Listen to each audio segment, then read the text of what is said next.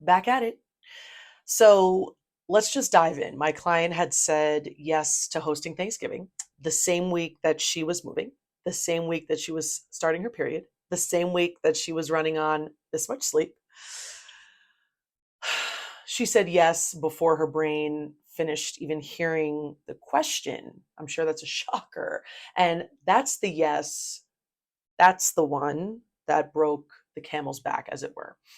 Not because Thanksgiving is hard, because it was the 10,000th yes in a row, and the burden was simply becoming entirely too heavy. I'm Vicky. I coach late diagnosed ADHD women through the messy middle of transformation. If you're brand new here, I suggest going back to the start, somewhere up here in the show notes. Trust me, trust me, trust me. We are starting a brand new month and a brand new phase of this series. Let's go.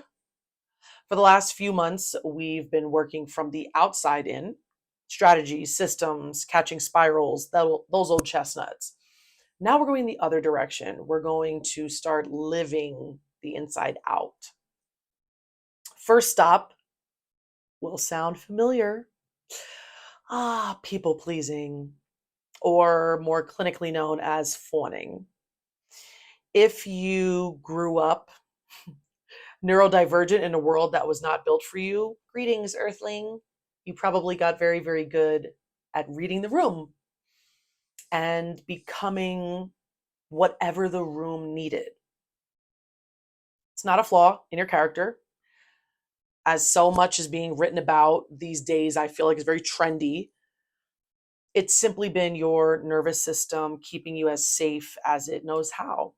So today I'm going to be talking about Dani, and Dani is a blend of a few people I have worked with, so details are protected. This is no one singular person, but the shape of her story is one that I have watched play out more times than I can count. I'm not good at math, but still. It is the story of being a yes woman. I'm sure you know it well. And a single no that gave her a glimpse of what life could be like. Fawning is not you being weak. It's not you not having a spine. Fawning is one of the ways a nervous system protects itself: fight, flight, freeze, and fawn. It's the one that says, if I keep everyone else happy, I'm safe. And for many of us, that started early, single digits, really young. Dani was the kid who could feel a mood shift in a room before anyone even said a word. She was the one who smoothed things over, buffed out the edges. The easy one, the low maintenance one, the cool girl. She got praised for it. It's a trap. Mhm. She got rewarded for abandoning herself. So she did it faster and earlier as time flew by, until she couldn't even feel the moments that she was saying yes. It was so defaulted. By the time Dani came to me, she was not choosing to people please necessarily. Her body was doing it for her before she could even consciously consent. So the first thing we did was not about boundaries at all. It was about slowing the tape down enough to find the yes. If it was true, while it was still happening in the moment. So, quick pause. If you are listening to this and thinking, oh no, that's me, I built something for you. It's a free quiz called Adventuring with ADHD. It's pretty lit, if I do say so myself. It supports you in seeing how your brain is wired, and it provides some resource options at the end of where you are on your grief journey, where your energy actually leaks, that old thing. So it's free, takes a few minutes, like 2 minutes. It's at victoriascoach.com/AW ADHD quiz.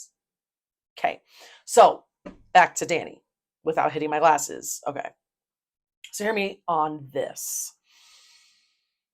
A boundary does not start with a no. A boundary starts with a noticing. Okay. For weeks, Dani did not change a single behavior, maybe months. All she did was catch the yes after it left her mouth already. She would reflect to me and say something like, I did it again. I said I would help my sister move on my only day off. And I would reply with, great. Not great that she said yes, but it was truly great that she noticed. It was starting to be on the tip of her tongue or right here. Because one cannot simply interrupt something that remains unseen. The noticing must come first, then it tends to speed up. And then one day it arrives before the yes instead of after it. And that little boo boo gap, that tiny half second of choice, that's the whole game, my friends. That's where the boundary lives, the pause. Okay. Here's another one. Dani's mom called every evening, usually right at dinner time. Dani always picked up the phone, mid-bite, mid-sentence, every time. The new boundary that we collaborated on was embarrassingly small, but impactful. She let that phone ring. She finished her dinner. She called mom back after she was done. That's it. That was the whole boundary. Now, was her mom thrilled at the shift? No. There was a comment, there was a light guilt trip, and Dani decided to still count this as a win because of how we measure success in the coaching space, especially. But it begs the question of how are you measuring success, right? We do not measure a boundary by whether the other person's happy about it, people pleasing. We will be measuring that forever and losing if that's the scoreboard. So we measure two things primarily. One, did you notice the pull to abandon yourself? Two, did you remain committed to your chosen boundary? The noticing and the consistency, that's the entire scoreboard. These two things together rebuild that lost self-esteem, self-worth, self-trust. Her mom's reaction is not the test, right? So second boundary was with her man. A few weeks later, seemingly much harder, her man wanted to talk through a money stress at like 11 at night. Old Dani would have said, sure, I guess let's do it now. And then lain awake resentfully until 3 a.m. or something. Upgraded Dani noticed the sure forming in her throat, caught it, lassoed it in, and instead went with truth. Honestly, I'm too depleted to do this well tonight. Can we pick it up in the morning or later this week? Partner was a little frustrated in the moment because he wanted what he wanted when he wanted it. And again, that frustration is not the scoreboard. Dani's own noticing was the win. The consistency was the win. Saying the same kind of true thing again the next time that she was depleted.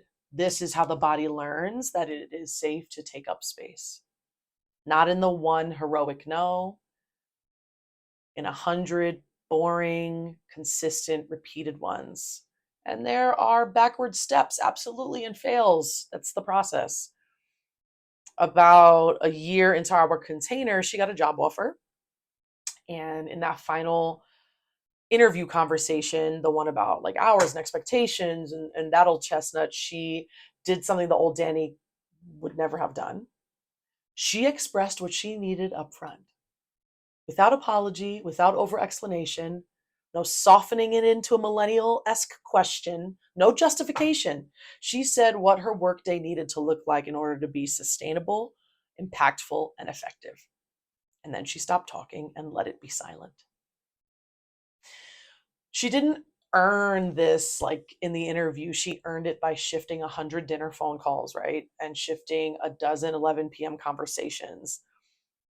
The boundary with the boss wasn't necessarily brave, it was just the next rep.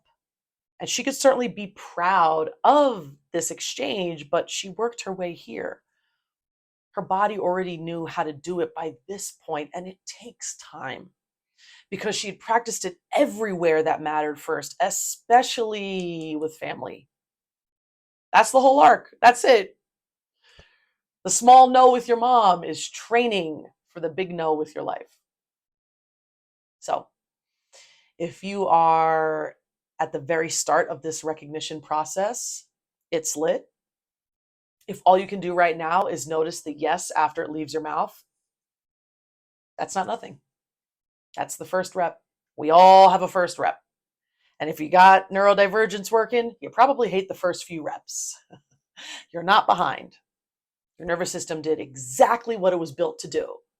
And now you get to teach it something new. Blessings for being elastic. Slowly, consistently, and on our own clock.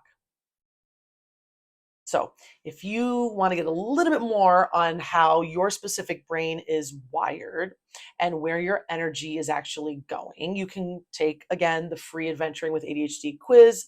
It's linked down below. It's at victoriascoach.com/AW ADHD quiz, Adventuring with ADHD quiz. It's the easiest first noticing I can hand you. So, I will check you next Wizzy, where we will go a bit deeper into what fawning costs us, what we can get back when we choose out of that game.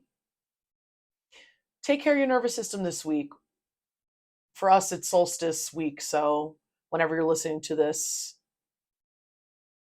take it as a remedy to allow a little rest in your space. Your nervous system has carried you this far, so give it a little space to adjust. All right, that's all I got. Shoes off the pulpit. Ciao for now.